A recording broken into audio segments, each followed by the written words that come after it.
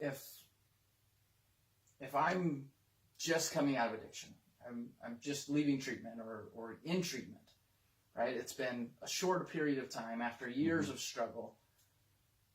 What role and how do we cultivate that communication and trust to get to that point?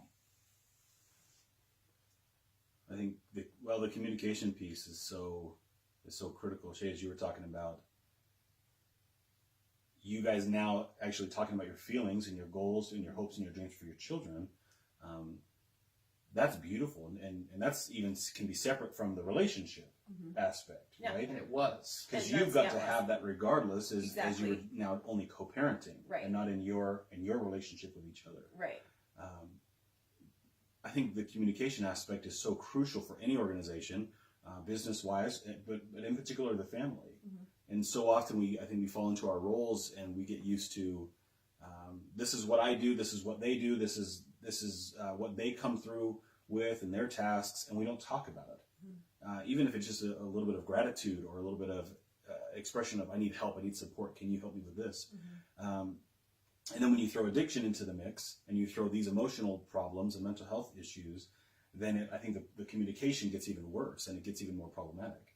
And so for people to say, this is how I feel about, and to have somebody listen is huge. It's so incredibly validating. It is huge. And it gives the other person an opportunity to then reciprocate and say, wow, this is how I feel.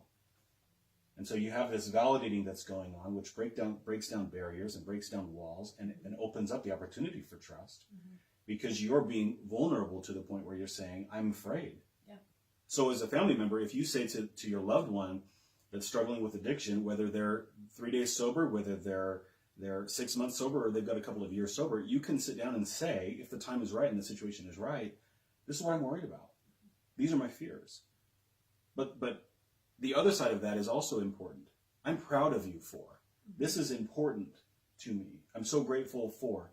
And you kind of fill in the blank and go with your emotions, go with your feelings. So being able to talk about the good and the bad, the fears, the gratitude is crucial.